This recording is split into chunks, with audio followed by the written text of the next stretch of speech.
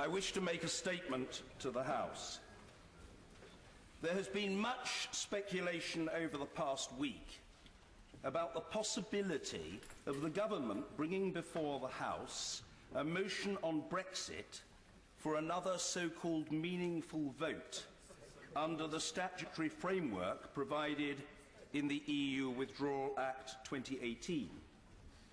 On the 13th of March, however, the Right Honourable Lady, the member for Wallasey, asked on a point of order at column 394 whether it would be proper for the government to keep bringing the same deal back to the House ad infinitum.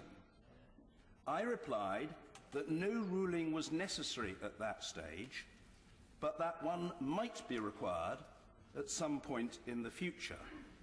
Subsequently, members on both sides of the House, and indeed on both sides of the Brexit argument, have expressed their concerns to me about the House being repeatedly asked to pronounce on the same fundamental proposition. The 24th edition of Erskine May states on page 397 that, and I quote, "A motion or an amendment which is the same in substance as a question which has been decided during a session may not be brought forward again during that same session." It goes on to state that, and I quote, "Attempts have been made to evade this rule by raising again, with verbal alterations, the essential portions of motions which have been negatived. Whether the second motion is substantially the same as the first is finally a matter for the judgment of the Chair." This convention is very strong and of long standing, dating back to the 2nd of April, 1604.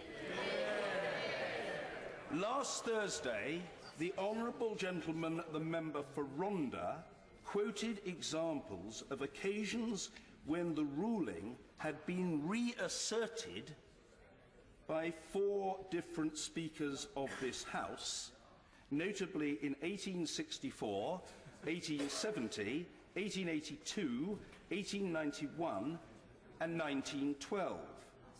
Each time the Speaker of the day ruled that a motion could not be brought back because it had already been decided in that same session of Parliament.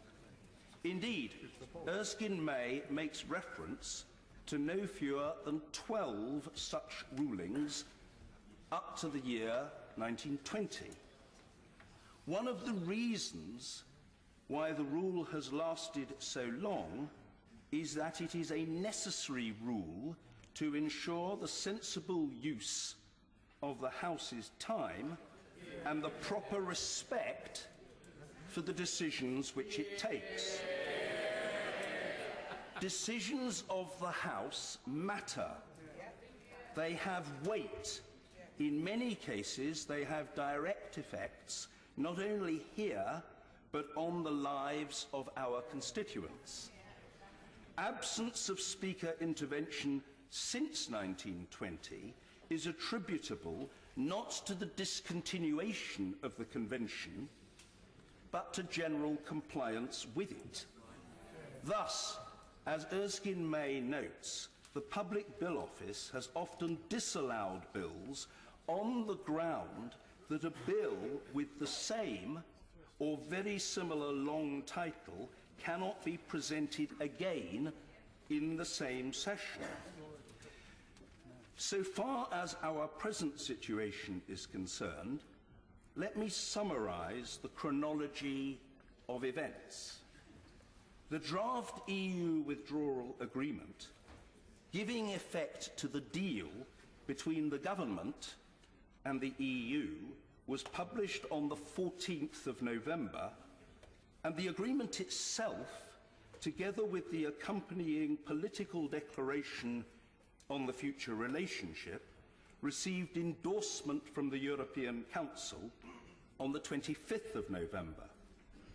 The first scheduled vote on what I will hereafter refer to as the deal was due to take place on the 11th of December. However, on the 10th of December, the vote was postponed after 164 speeches had already been made over 3 of the 5 days allotted for the debate. That postponement was not caused by me, nor by the House, but by the government. Indeed, I pointed out at the time that this was deeply discourteous to the House, and I suggested that the permission of the House for that postponement should be sought. Regrettably, it was not. Over 5 weeks later, following a further 5-day debate, the first meaningful vote was held on the 15th of January, which the government lost by a margin of 230 votes, the largest in parliamentary history. Subsequently, the second meaningful vote was expected to take place in February, but once again there was a postponement. It finally happened only last Tuesday, the 12th of March. The government's motion on the deal was again very heavily defeated. In my judgment, that second meaningful vote motion did not fall foul of the Convention about matters already having been decided during the same session. This was because it could credibly be argued that it was a different proposition from that already rejected by the House on the 15th of January. It contained a number of legal changes which the government considered to be binding and which had been agreed with the European Union after further intensive discussions. Moreover, the government's second meaningful vote motion was accompanied by the publication of 3 new documents, 2 issued jointly with the EU, and the third a unilateral declaration from the UK not objected to by it. In procedural terms, it was therefore quite proper that the debate and the second vote took place last week. The government responded to its defeat, as it had promised to do, by scheduling debates about a no-deal Brexit and an Article 50 extension on the 13th and 14th of March, respectively. It has been strongly rumoured, though I have not received confirmation of this, that third and even possibly fourth meaningful vote motions will be attempted. Hence this statement, which is designed to signal what would be orderly and what would not. This is my conclusion. If the government wishes to bring forward a new proposition that is neither the same nor substantially the same as that disposed of by the House on the 12th of March, this would be entirely in order. What the government cannot legitimately do is to resubmit to the House the same proposition or substantially the same proposition as that of last week, which was rejected by 149 votes. This ruling should not be regarded as my last word on the subject. It is simply meant to indicate the test which the government must meet in order for me to rule that a third meaningful vote can legitimately be held in this parliamentary session. order. Yes, indeed. Point of order. Yes, point of order. Sir Peter Bottomley. Mr. Speaker, can I put 3 points following your helpful statement? The first is, at the beginning of it, you referred to may and not the word must. At the end, you used the word must and not the word may. And the second, or those are the first 2 points, the third point is this. When Sir Ian Gilmore put forward a provision, in effect for putting carpets and coffee in betting offices, the Puritans objected, so withdrew the bill, and shortly afterwards a bill called Miscellaneous Provisions Bill was passed because no one noticed it. It had to do with coffee and carpets in betting shops. There are times when the title has changed, and perhaps if the long title changed, something the government put forward might be accepted by the chair, rather than must be ruled out. Well, I'm not sure there were 3 points there. I detected only 2. I don't wish to be unkind or discourteous to the right honourable gentleman, whom I hope I always treat with the utmost respect, but I am somewhat foxed and befuddled by his first observation, which wasn't as overpoweringly clear to me as manifestly it was to him. I certainly referred to Erskine May. I wasn't conscious that I had used the words may early in my statement and must at the end of my statement in a way which would brook of contradiction or indeed be open to the suggestion that they were contradictory. If the right honourable gentleman wishes to labour under that impression and can subsequently convince me over either a cup of coffee or a cup of tea that I have erred in some material respect, then I would say to the right honourable gentleman that I shall always be prepared to profit by his counsels. As far as the point in respect of the lady Ian Gilmore is concerned, I am not familiar with that particular example. I suspect that it would be interesting reading, and I will add it to my list in the period of days that lies ahead. And I thank him for what he said and the courtesy with which he has said it. I will come to the right honourable gentleman. I might perhaps go to the chair of the European Scrutiny Committee, Sir William Cash. Mr. Speaker, it seems to me that what you've said makes an enormous amount of sense, given the fact that actually this has been defeated on 2 separate occasions, and unless there is a substantial difference, it must follow that what you have said in a very important statement makes an enormous amount of sense. I just wondered one thing with regard to the precedent of 1604, whether there was any connection between that and very shortly afterwards was the gunpowder plot. Well, the honourable gentleman is a far superior historian. He may know.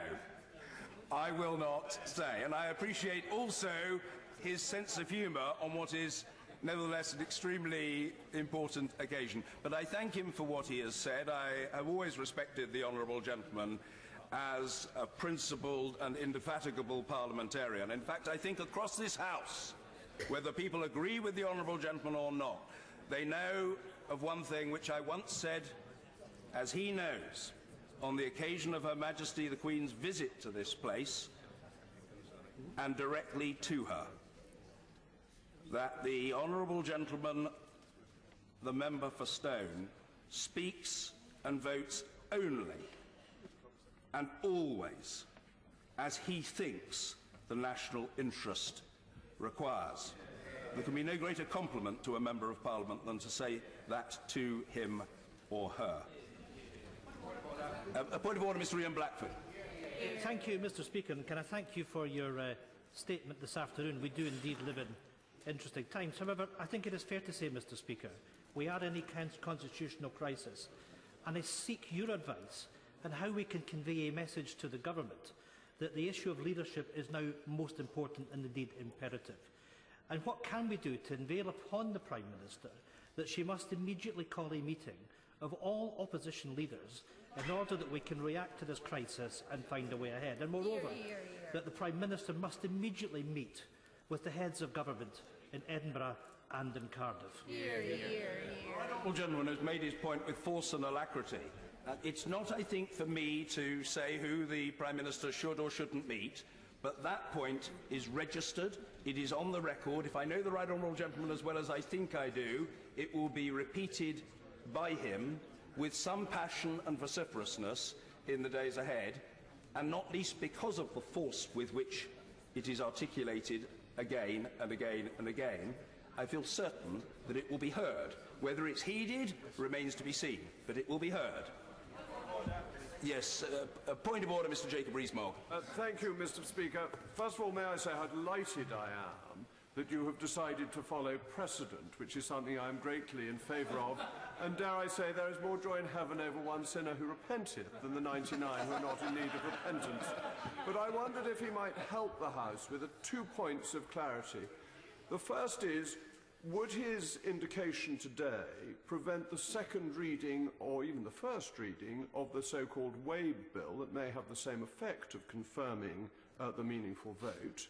And would I be right in thinking that a new session after a prorogation would allow the motion to be returned to the House?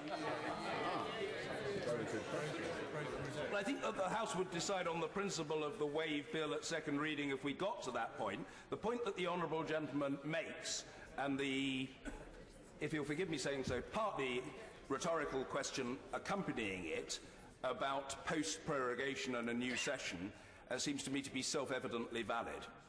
I am not advocating that, but that point is self-evidently valid. And I thank the honourable gentleman for what he said. I will come to the right honourable gentleman because the right honourable lady raised a point of order with me. Perhaps I can identify Angela Eagle.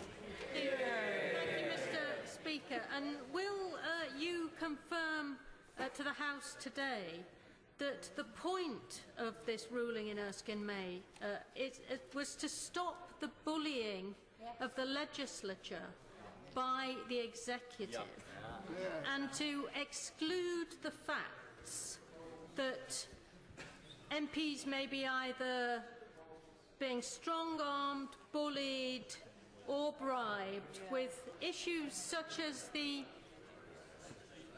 sacking of the current civil servant who's been in charge of the Brexit negotiations, who, by the way, actually predicted when overheard in a Brussels bar that what we've seen, meaningful vote 1, 2, 3, 4, 5 ad infinitum, would be their way of getting this botched deal through the House, but that the Erskine May rules are precisely to avoid the kind of spectacle that we have been witnessing in the last few months. And will he take the government's other behaviours, ignoring votes of Parliament, making a distinction between votes which somehow are binding and not binding, refusing to grant opposition days, beginning not to vote in opposition days and to ignore those issues that are actually passed by this House which have devalued Parliament's opinion? And will he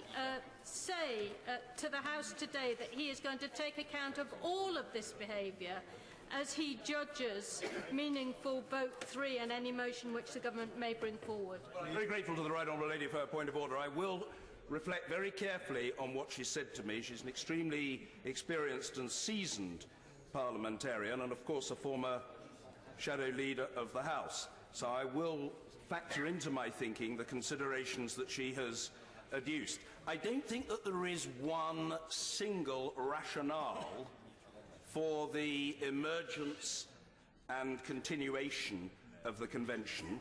I touched upon some of the thinking behind it in my statement. I think it would be true to say that a concern with the judicious use of parliamentary time when that time is finite and the avoidance of its wastage is an important factor. Another important factor, colleagues, is ensuring clarity and consistency so far as the statute book is concerned. Associated with, underlying all of that, I think there is a concept of respect for the importance of decisions made by the House and weight to be attached to them. So I will reflect very carefully on these matters, and I very gently say to the honourable gentleman member for North East Somerset, because I failed to respond to that point, and it was a very good and wittily delivered one. So far as tradition is concerned, he has a perfectly fair point. A tradition does matter. It is important. What I would say to him is, just because it isn't desirable to follow precedent in every case, irrespective of circumstance, doesn't mean that it is justified not to follow it. It depends on the particular circumstance. It depends, for example, whether one is facilitating the House and allowing the expression of an opinion which might otherwise be denied, as was the case on the 9th of January. In this case, of course, where we are talking about the same question rule, I have already explained that this matter has been treated of by the House, and therefore the question of whether a subsequent motion is the same or substantially the same is a live matter for consideration and judgment at the appropriate time. In fact, that seems to me to be so obviously commonsensical an observation that only an extraordinarily sophisticated person, perhaps bereft of such common sense, could fail to grasp it. And the honourable gentleman most certainly wouldn't fall into that category, because he is both extraordinarily sophisticated and blessed, I feel sure, with a very large supply of common sense. Point of order, Mark Francois. Thank you, Mr. Speaker. You have said memorably in the past that sometimes we have to take the rough with the smooth. Well, it seems to me today that that applies to others. Can I ask if this principle applies in other contexts as well? So, for instance, the House voted a few weeks ago on what became known as the Cooper-Bowles Amendment to overturn Standing Order 14.1, essentially to take control of the order paper for a day. That was rejected. Last week, the House then voted against what became the Benn Amendment, but which was, I would argue, substantially similar to the original Cooper-Bowles Amendment, to take control of the order paper and override Standing Order 14.1. Now, you on that occasion, sir, judged that it was permissible to ask this question because it was not exactly the same as the first one. But could I offer you a thought that if there were to be a third variant of that, if it were to be substantially the same, then to be consistent, sir, you would have to rule that out too. Well, I'm always grateful to the right honourable gentleman. I've often reminded the House, and I say for the benefit of those attending to our proceedings, that I first came to know the right honourable gentleman in September 1983, when I unkindly and wrongly suggested that he was intellectually knee-high to a grasshopper. That was very unfair of me, and to the great credit of the right honourable gentleman, he didn't appear to bear any grudge, and we've got on pretty well over the ensuing 35.5 years. I always listen to his advice. The answer is, everything depends upon context and circumstance. Oh yes, of course it does. Manifestly and incontrovertibly it does. It isn't a question of abstract principle or wallowing, as Edmund Burke would say, in the realms of metaphysical abstraction, but attending to circumstance. And I would look at that with the important considerations and principle of which he's reminded me in the forefront of my mind in making a judgment. He's absolutely entitled to raise that point, and I would indeed have to weigh very carefully whether a proposition was in fact the same or substantially the same, or whether it could credibly be contended that it was different. Thank you. Yes, indeed. I will come to the right honourable gentleman. Point of order, Anna Soubry. Very much, Mr. Speaker. Mr. Speaker, this is what happens when you don't seek consensus and compromise from the beginning, but you lay down red lines and you doggedly stick to them with an act of stubbornness and brinkmanship that has brought us to this point. Mr. Speaker, this has to be unprecedented, the crisis that's now upon the country. We're due to leave the European Union in 11 days, and there is no plan, there is no certainty, and this country is crying out for it, especially business. Mr. Speaker, what would you now expect the government to do? Because we're relying on tweets and rumour and spin from number 10. And as I say, the clock is ticking. There's no disrespect to those that sit on the Treasury bench, but there is no senior member here from government who can help us with a timetable. Mr. Speaker, I said a senior member who can help us with a timetable. Yeah, just like magic.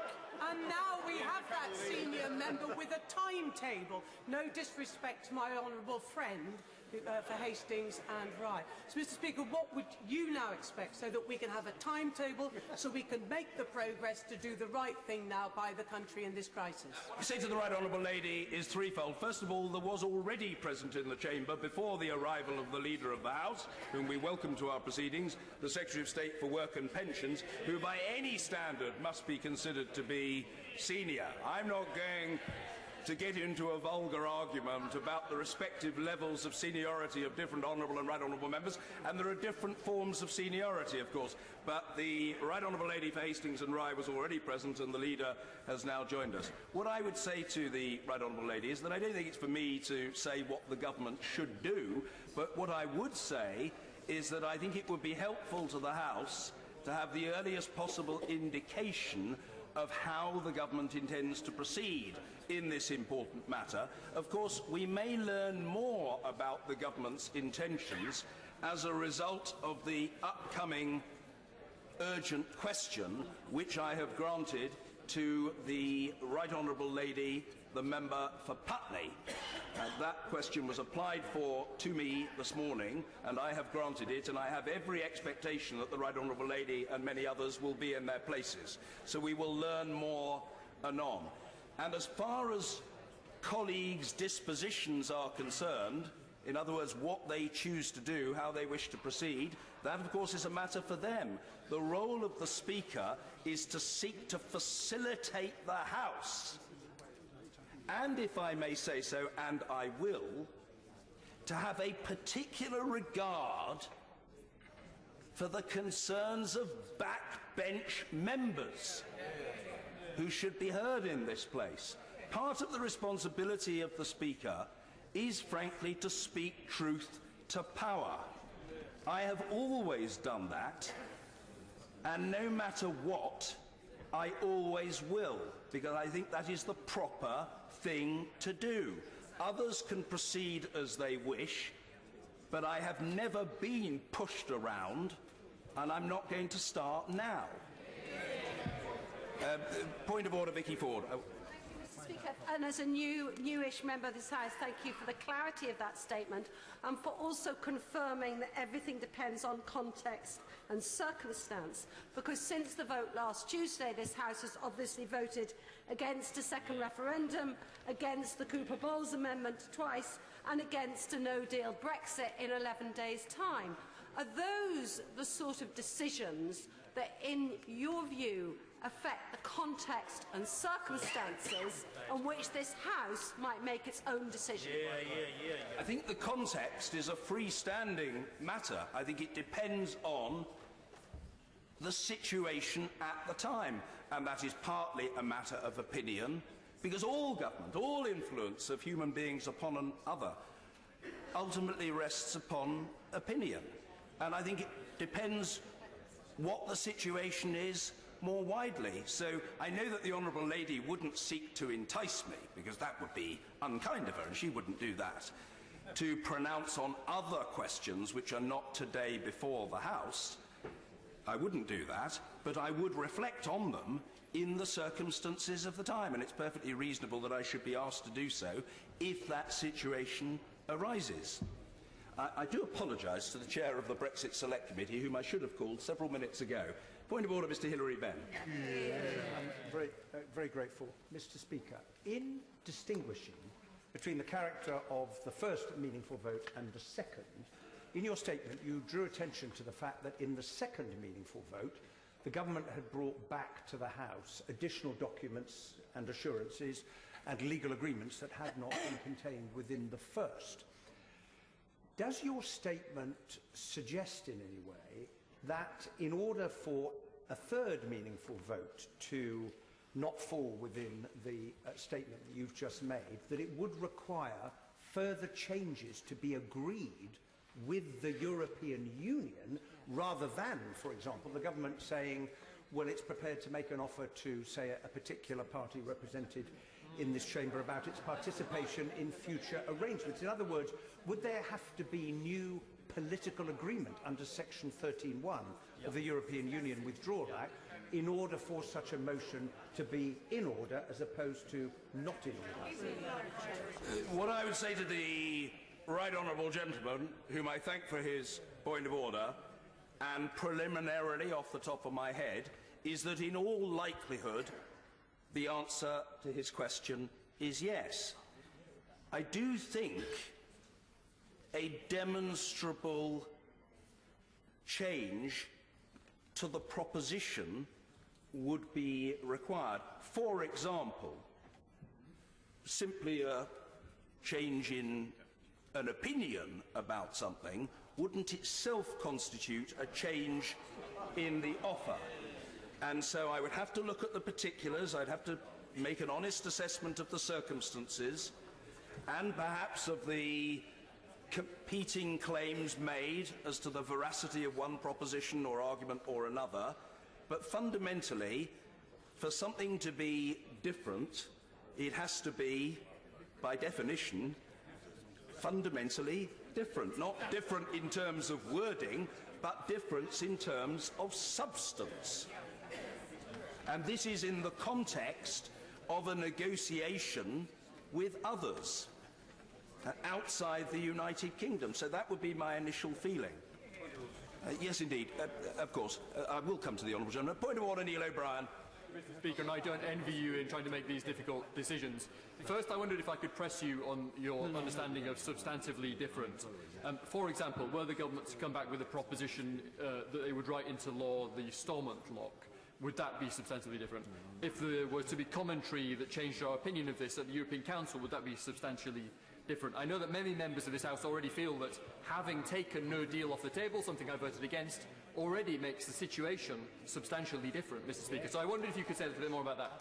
And secondly, Mr. Speaker, you listed some precedents, starting with 1604, which is very interesting to new members. Some members were here already. I was not as a new member. Of course, we are in an unprecedented situation, Mr. Speaker, in which we have voted for a referendum, given sovereignty to those who belong to the people, and we are now bound by that decision. And I would simply say to you, Mr. Speaker, how will you deal with this unprecedented situation? Because my constituents who are worried about their jobs or worried about losing the Brexit they voted for will always prefer you, instead of rigidly sticking with precedents from 1604, to be a modern speaker for modern times who can not stand in the way of delivering the deal, the only deal I believe will solve this problem. Demonstrated with the very greatest of respect to the honourable gentleman over a period of 9.5 years and more, that I am not a stickler for tradition. I do not believe in doing everything the same way forevermore, just because, as so many people have said to me, "Oh, Mr. Speaker, it's always been done that way," or "Oh, we've never previously had X." I've been ready to countenance change. I remember once being told many years ago by a retired and senior clerk of this House that she was very pleased that I had secured support for the establishment of a nursery in the House, which members and staff could pay for. She just wanted to say to me she didn't know whether I was aware that throughout her 4-decade service in the House, the idea of such an established facility had periodically been discussed, but unfortunately nothing had ever happened. And that was not helpful for her in terms of work-life balance, her professional commitments and her childcare responsibilities. So I think I can say with the very greatest of respect that I have attempted to be a progressive change maker. So far as the particulars are concerned, it depends on the circumstances. It has to depend on the circumstances. I would have to look at the specifics. It would be reckless and foolhardy to pronounce in abstract. What I further would say to the honourable gentleman, just to remind him of the context of my statement, is that as far as the use of time is concerned, we have been addressing this matter for a period spanning 4 months. Insofar as time has been lost during that period, for example, at one point, a loss of 5 weeks, 5 weeks without the matter coming to the House, that wasn't as a result of fiat by the chair or folly by the House. It was the express decision of the government. I cannot off the top of my head remember for certain whether the honourable gentleman supported the government's position on that matter. I have a very high regard for his ability because he's an extremely able man. I hope he won't take offence if I say, in the nicest possible way, that he has always seemed to me to be a keen supporter of close regulatory alignment with the government whip's office. Yes, indeed. Mr. Mary Sherman. Mr. Speaker, can I thank you for... Mr. Speaker, can I thank you for your guidance today? Here we are in the greatest constitutional situation and very grave situation that I've seen in my nearly 40 years in this House. And if it wasn't for your good guidance today and over the last few weeks, I think this House would have been very badly served indeed. But the fact of the matter, Mr. Speaker, is what you've said today has grave repercussions for the business of the House. And what is the advice from the Chair, or could we have an early statement from the Prime Minister or the Leader of the House? What is the next step? We're leaving the European Union. We have a few days. What is the best way that we can represent our constituents at this grave time of crisis? The short answer is let's debate these matters sooner rather than later. Of course the government, for the most part, controls the order paper. We know that, and the Right Honourable Lady, the Leader of the House, is the government's representative in the House. But there are, of course, situations in which members can give voice to their views, whether the government particularly wants that to happen or not. For example, on over, I think, 570 occasions over the last 9.5 years, I have seen fit to grant urgent questions, believing that that is in the interests of the House, beneficial to backbenchers and securing ministerial presence in the chamber so that the government can be legitimately questioned, probed, scrutinised, challenged and held to account. There will be further such opportunities today, and knowing the ingenuity of the honourable gentleman, who will have served 40 years in the House in less than 2 months' time, I feel certain that he will be well up to the task of posing suitable inquiries and expressing his views on this matter in the days ahead. A point of order, Mr. Peter Bone. Thank you, Mr. Speaker, and of course you're absolutely correct at what Urging May says. A motion or an amendment which is the same in substance as a question which has been decided during a session may not be brought forward again during the same session. I think that is absolutely clear. And I was, sir, wondering when you allowed the second meaningful vote. Obviously you're ruling on it, but it was clearly a balanced decision on that occasion. But what this seems to be clear to me, sir, it is about the motion, whether it's substantially changed or not. It's not about whether something else has happened. That's irrelevant. It's what has actually happened to the motion. And of course we do have the procedure in this House, Mr. Speaker, of the previous question. And I was possibly thinking of doing that. The reason we have the previous question is so that the same question can continue to be debated another time. So would you confirm that, sir, that it's about the substance of the motion, not something else happening outside? It is about the substance of the motion, what it is commending to the House, what proposition is being put. It is not a question purely of the words, but of the meaning, of the intention, of the purpose. Yes, indeed. Point of order, Mr. Tom Bray. Do beg the Right Honourable Gentleman's pardon. If I may, I'll just come to Mr. Pete Wishart first, and then I'll come to the Right Honourable Gentleman. Mr. Pete Wishart. Very grateful to you, Mr. Speaker, and I think what you've made today is a very important and dramatic statement.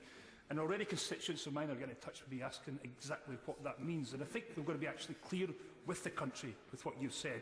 The government cannot bring back another meaningful vote if it's the same substance as the last one. Now, the government's one and only intention is to achieve and secure that. This week they were intending to do that very, very thing, and now you said that can't happen. So I think just to stress that clarity, Mr. Speaker, I think would be abundantly helpful. But my experience in this government, and I don't know if it's yours, is they will try anything to get this through, and they will have the impertinence to try and bring this back once again through any sort of guise that they think is going to be possible, and maybe it'll be the DUP agreeing with their deal. Could you say to us, Mr Speaker, how you intend to be vigilant to that prospect, and what criteria will be assessed if the government is going to bring back some sort of motion which they will try to present as being significantly different to their last motion? How do we judge and assess what they are doing so that this ruling can stand? Because it is an important ruling and it's a correct ruling. It seems to me it's principally a question of whether the proposition is the same or substantially the same. I would confer, I would of course seek advice, I would have my eyes and ears open, and I am looking to serve the House, to reflect its interests, and to demonstrate respect for its wishes. I simply repeat that the Convention is there for a purpose, and that purpose seems to me to be an honourable and valid purpose. I'm afraid as to the particulars, I will have to look at them in the light of what is presented. But I would hope that the government would feel that respect for procedure does matter.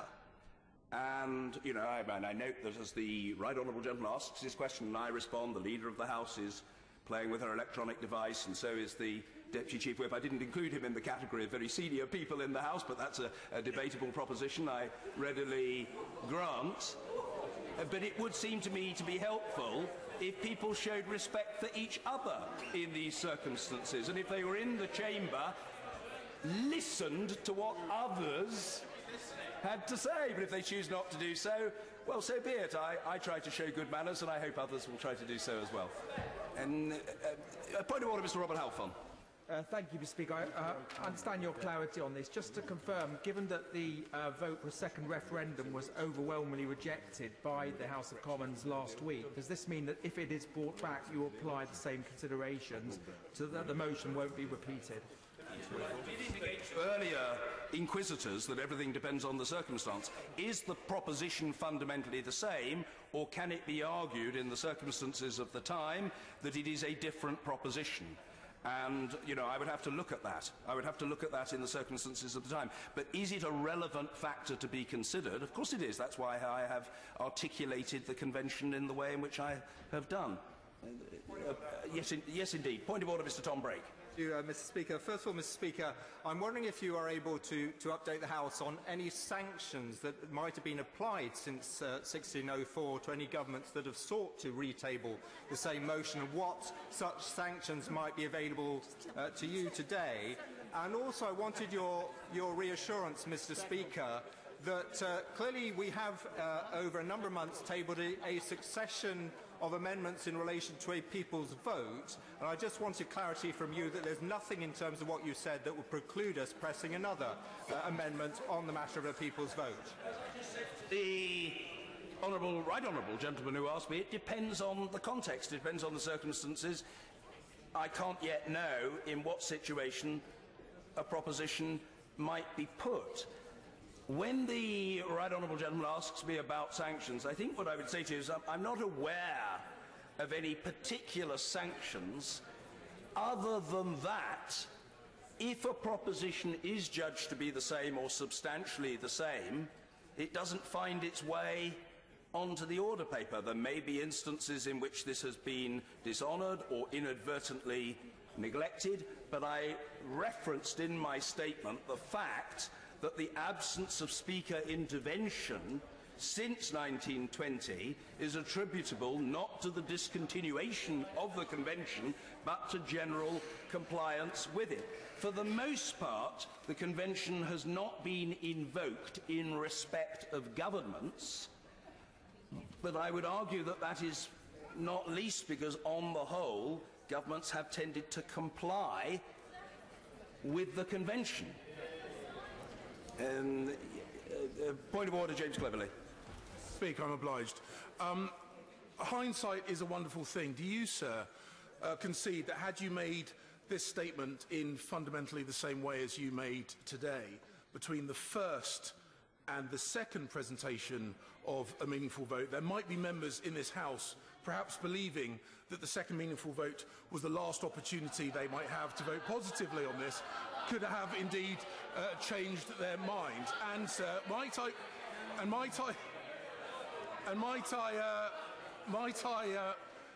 I also inquire, sir, that as we have seen sometimes in particularly fast-moving negotiations, that there may be changes, substantial if subtle changes in the agreement during the stage of the debate and before the vote. And in that instance, how, sir, would you assess that in terms of the validity of another presentation of a meaningful vote? The latter point of the honourable gentleman is nuanced, and I think that it would be sensible to say, I'm afraid, because it will disappoint him, but it happens to have the advantage of being true, that I would have to look at the particulars. I cannot possibly be expected to pontificate or even to speculate idly on an abstract proposition. I would have to look at the reality of what was on the table. But what I say to the honourable gentleman in respect of his first point, and I have always had a great fondness for the honourable gentleman, is that although the Speaker tries to be helpful to the House, it is not my responsibility, and I would not ordinarily be expected, to hold members' hands in advising them of how they should vote in a particular circumstance. Members are perfectly capable of making these judgments for themselves. And the reason why I didn't make a statement at an earlier stage, I say in terms which brook of no misunderstanding, is that no such statement was required, for the simple reason that I adduced in my statement that the second vote on March the 12th and the debate that preceded it were entirely proper. There was not a breach of the convention. So for the honourable gentleman to say that it would have been helpful if I had said what I didn't say at a time that I could have said it, because it might have assisted members who, as a result of it not being said, weren't helped, is not altogether helpful, and I'm not sure that I would say that his logic is impeccable. I'm not sure that I would say his logic is impeccable. Point of order, Mr. Stephen Doughty. Mr. Speaker, and thank you for your statement today. The government, Mr. Speaker, has gained an infamous historical reputation for trickery and abuse of Parliament during this whole process. And there are rumours already going around that they might seek to use the method of prorogation as a way of getting out of this. Now, not only would that provoke a greater constitutional crisis, but would you confirm, Mr. Speaker, that it would also result in losing every single piece of legislation currently before both houses, including many of the pieces of legislation needed to implement any Brexit? Carryover, that would not apply, but in the expectation, let us say, or simply, I will use a more neutral term, in the circumstance that particular legislation was not subject to the carryover procedure, manifestly and incontrovertibly, it would fall. As to whether the government is contemplating that, I have no way of knowing. No minister has indicated that to me. I've no idea what is in their mind. It would be an unusual step, but look, I've been in this place now a little over 20 years and some quite unusual things have happened. I've no way of knowing whether this is being contemplated. Point of order, Sir Robert Sims. Thank you very much, Mr. Speaker. In 1604 and in 1920, we were a sovereign parliament, and we were not subject to the EU constitution, which this House voted for under the Lisbon Treaty. And this House has passed legislation under Article 50 in order for us to leave the European Union, which is time sensitive. Now, Parliament could go in a rather stately manner in 1920 because it wasn't subject to such things, but we actually, as a Parliament, have voted to leave on a particular date, and therefore there is a certain importance that decisions are made prior to that date and not in the next session. Secondly, the meaningful vote in itself is a constitutional innovation. It was this Parliament trying to impose on the government greater parliamentary scrutiny. In that process, the government has brought forward votes, in fact more votes than most of us expected, and with more amendments than most had expected, and I think there was a degree of constitutional innovation, I think, in what you ruled in that process, Mr. Speaker, in order to involve Parliament. I can see no reason if, because of the time nature of the proposition, and because this Parliament wanted to be involved, why we shouldn't be put through the pain of maybe another vote, because of the time-sensitive nature of this particular proposal. And I would stress, Article 50 went through this House, the Withdrawal Act went through this House. Every member of this House expects to have a say on the type of Brexit that we actually are going to undertake. And even if we are dealing with an issue which has been dealt with before, it is sometimes important that this House makes a decision or decides not to make a decision, but not to consider the matter again could in itself have consequences.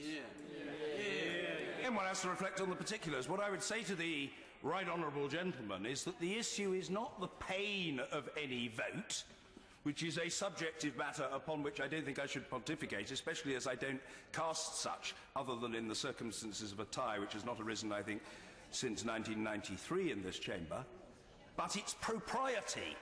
The issue is not the pain of a vote, but its propriety. It is absolutely true that the House has legislated in respect of Article 50. I believe it did so in March 2017 in the last Parliament, and that has created a very strong expectation. That is entirely true. But whether Parliament chooses to legislate on this matter, or as the government has signalled in recent days, depending upon circumstance, to request a particular extension, is a matter for the House. I don't think that the issue of pain really comes into it. It's just a question of what is proper. And I know that the honourable gentleman, whom I've known since we competed with each other in Bristol South in June 1989, is a stickler for propriety.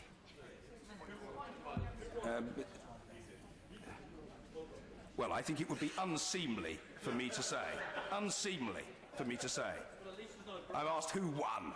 Well, it's not seemly for me to say. I think the honourable gentleman's result at the 1992 election was rather better than mine. Point of order, Kate Hoey. Speaker, and obviously we fully endorse your statement and respect it. But could I just ask for a point of clarification, or would it be in order to ask, that I'm sure people out there will be asking when they read this today. On January the 29th, the House of Commons voted against the SNP Plaid Cymru amendment by 327 votes to 39, which ruled out an extension of the Article 50 period and ruled out no deal. So, I mean, we obviously voted again on that last week. Could you just perhaps clarify why that wouldn't have fallen into the same ruling? I would have to look back at those particular votes. I didn't receive advice at that time about non-compliance, and I don't think there was a general sense in the House that there was an issue of non-compliance, and I wasn't asked to rule on it. Matters are already treated of by the Table Office on the basis of established custom and practice, and if those matters were accepted onto the paper, the issue of selection was an issue of selection for me in the interest of facilitating the debate, but the issue of propriety was not raised with me at that time. Yes, indeed. Point of order, Sir Hugo Swire. Most grateful to you, Mr. Speaker. Most people watching our deliberations watch them with increased amazement, frankly. They don't understand the nuances of the twists and changes of the way we go about our business here. And to many of them, what we do at the moment makes very little sense at all. Yeah. They want to get on with things. So can I ask you, Mr. Speaker, as the custodian of the reputation of this House, whether you really think in bringing this ruling today, at this stage, rather than perhaps last week, because many of us are looking forward to trying to vote again one way or another this week, and perhaps you could inform the House as to how you came to this opinion and whether it would have been better at the time of the second vote to have announced that this was not time to have a third vote.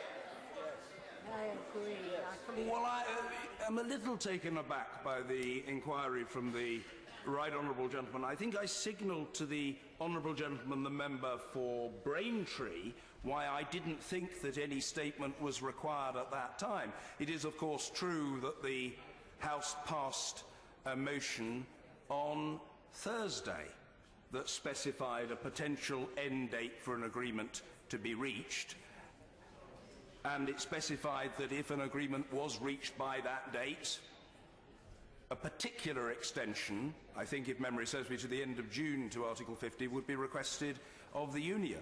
Why did I not say anything at that time? That was a motion passed, but it wasn't the motion in respect of the withdrawal agreement, and I could have had no way of knowing at that time whether revisions to the agreement or accompanying declaration would be sought, let alone obtained. So I can be expected to rule only at the material time. And if I had ruled, I hope the Right Honourable Gentleman will forgive me because I know he has a great sense of fair play, if I had ruled last week, I think I can say with complete confidence that there would have been people accusing me of being hasty and premature and commending to me the idea of waiting. And I thought that it was appropriate to reflect on the matter over a period of days. And what I'm saying before the government has tabled a new proposition. So it seems to me timely to say it now rather than to wait several days. But to have done so several days ago did not seem to me to be warranted. I have made my best judgment in the interests of the House as an institution and of its individual members. Yes, indeed. A point of order, Mrs. Helen Goodman. Thank you, Mr. Speaker. Mr. Speaker, you are obviously right that the House does not wish to vote on the same proposition over and over again.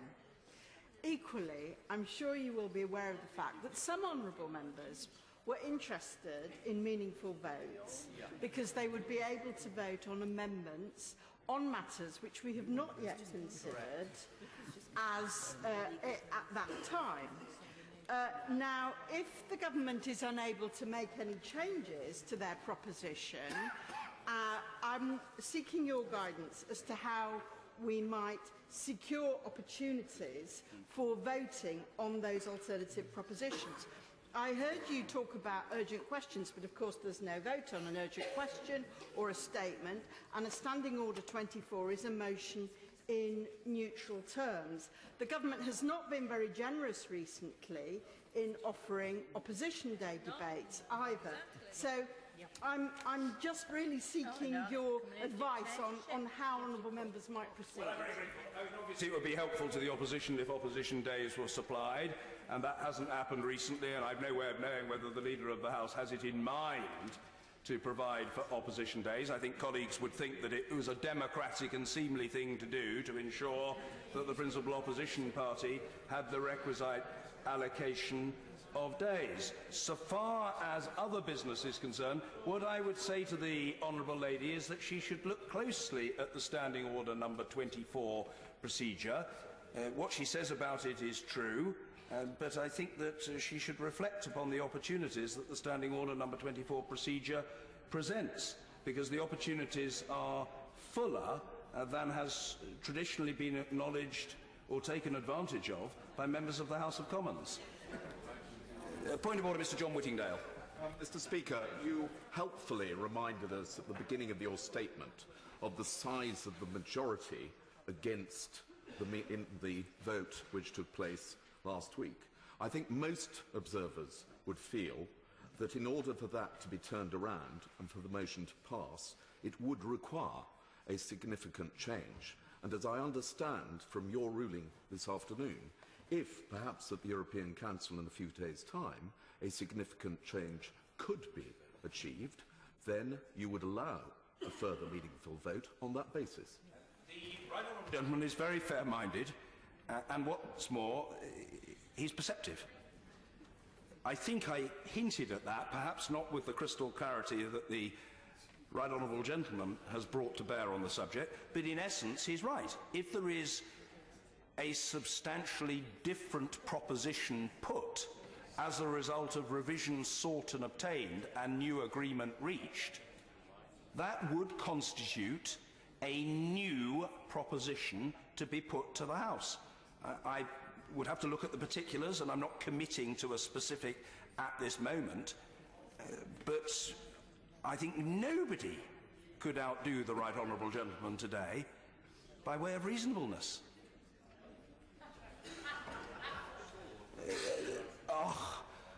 Well, a Kingston knight, no less. Point of order, Sir Edward Davey. Thank you, Mr. Speaker. In our current constitutional crisis, can I welcome your reaffirmation of the rule of law in this House, namely Erskine May, and the doctrine of parliamentary sovereignty? Given the gravity of the situation, though, could you enlighten the House as to whether Erskine May makes any provision for a Speakers' Conference to bring together all parties in this House under your chairmanship, sir, to try to find a way forward?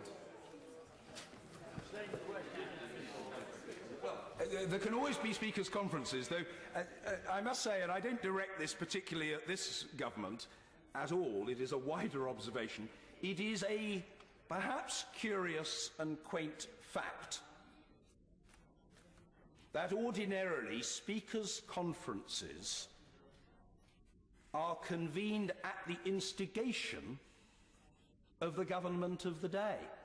Indeed, I recall a particular occasion some years ago when I had some interest in the possibility of a Speakers' Conference on aspects of parliamentary power. If I say to the Right Honourable Gentleman that the reaction at the time to my suggestion of the then Leader of the House was not wildly enthusiastic, I think I would be somewhat understating the position.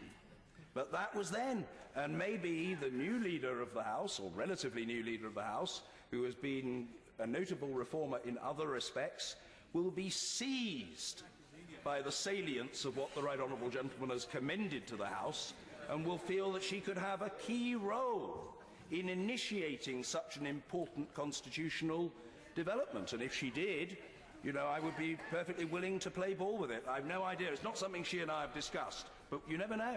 You never know. Point of order, the Leader of the House. Yeah, Mr. Speaker, I just want to be very clear. I am indeed a reforming Leader of the House of Commons. And for me, treating colleagues with courtesy and respect is at the forefront of that reform. And any Speaker's Council would have to have that at its heart. And I simply would not be confident that that would be the case. Well, so be it. I treat the House with respect. I've treated its members with respect. I chaired a previous Speakers' Conference, and there was no criticism of the way in which I did so. One reason why the Leader of the House might not be well versed in that particular Speakers' Conference and in a position to make a judgment about my chairmanship of it is very simply that it took place before the Right Honourable Lady entered the House of Commons. Point of order. Point of order, Dr. Matthew Offord. This House runs on conventions, as you've already made clear in your statement today.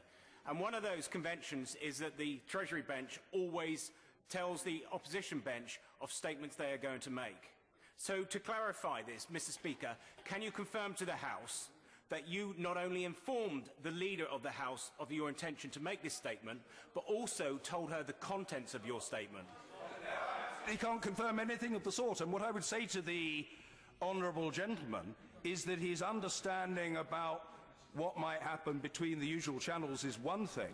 That absolutely does not apply to Speaker's statements. And if the honourable gentleman shrugs and says, why not? That has never been the case. The Speaker of the House makes statements to the House at a time when the Speaker of the House thinks that they will be of interest and benefit to the House. I am under absolutely no obligation whatsoever to pre-announce that statement either to the Leader of the House or to the shadow Leader of the House, and I did not do so. And if the honourable gentleman, a keen student of parliamentary procedure, is offended by that fact, well, I'm sorry, and he is, of course, welcome to be offended. But there is absolutely no breach of parliamentary protocol or etiquette whatsoever. That is the reality, and I have explained the position in terms clear and unmistakable. Point of order, Mr. Grant-Davis. Mr. Speaker, can you confirm that a meaningful vote would be intrinsically different if it included the provision for a confirmatory vote by way of a public vote? Look at the particulars. I would look at the specifics, I would assess what was being proposed, and I would make a judgment about it. I prefer at this stage to rest on what I have already said about the principle that something should be different, not the same or substantially the same. I would have to look at the specifics and the circumstances of the time. Point of order, Carol Monaghan. Mr. Speaker, we are now 11 days, 6 hours, 21 minutes and about 40 seconds from leaving. This can be described as nothing other than a constitutional crisis. So can you advise, Mr. Speaker, how we can bring forward an emergency motion on revoking Article 50? Well, emergency motions, and I say this as much for the benefit of people observing our proceedings as for members of the House, are capable of being requested under Standing Order number 24. The Honourable Lady will know that any member can apply for the right to conduct a Standing Order number 24 motion, can conduct a Standing Order number 24 debate on a motion, and that request is, in the first instance, submitted to me. If I decide that the application can be made in a speech of up to 3 minutes, it is made on the floor of the House. If I decide that the application is valid and the application is supported, then the debate can take place, and there's nothing to stop such debates taking place in the ensuing days. Many have taken place before, obviously on nothing like the scale of urgent questions, but many have taken place before, and I have no reason to suppose that it will be different in the future. Yes, point of order, Alex Bercow. Thank you. Does this House have the authority to suspend the standing orders that prevent motions being brought back to the House in the same form again?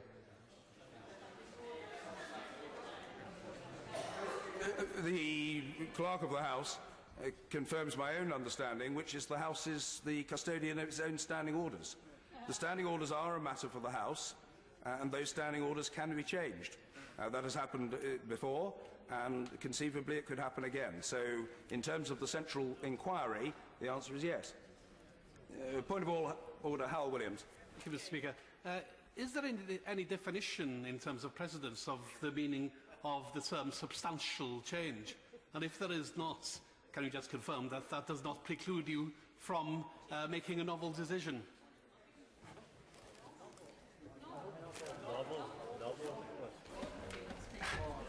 I'm sorry if this disappoints the honourable gentleman, but it is context-specific, and it is a judgment for the Chair.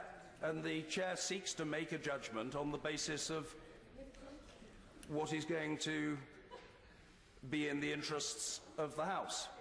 I don't think I can say fairer than or different to that, and I hope that that is useful to colleagues. Point of order, Mark Pritchard. I just wonder, for clarity, is it the case that you've not ruled out having a third meaningful vote? It is just a matter of that vote being conditional on other matters applying, in the motion as well as in the substance. I think I explained the position to the right honourable gentleman, the member for Malden. It depends on the specific terms of what is proposed. And in answer to the honourable gentleman, forgive me, and I don't mean this discourteously in any way, I don't know whether he was here throughout our exchanges. Maybe he was. No, maybe he was, I don't know. But what I was seeking to convey was that a new proposition could be put, but the convention would militate against the same or substantially the same proposition being put. So I am not closing the door, and indeed I quite specifically said towards the end of my statement, this ruling should not be regarded as my last word on the subject. It is simply meant to indicate the test which the government must meet in order for me to rule that a third meaningful vote can legitimately be held in this parliamentary session. I don't see that I can expand upon that, nor should I be required today to do so. To be helpful, well, I think the Speaker decides. The Speaker decides. So would your advice be to those that perhaps are getting exercise about this, don't panic? Well, I'm always inclined to say don't panic. I'm not in the business of panicking myself. I think I can safely say I've never lost a wink of sleep over any work-related matter. There is no merit or purpose in doing so. I think we should approach these matters with calm, deploy reason, and seek to make sensible judgments, not just in our own interests and in the interests of the House, but of the people that we are sent here to represent. I've always done that, and I'm sure that that is what colleagues think it is right to do, including most certainly the honourable gentleman. If there are no further points of order, I'm most grateful to colleagues for the interest that they've shown and the inquiries they've put, and I thank them for their involvement. We come now to the urgent question. Janet Davey.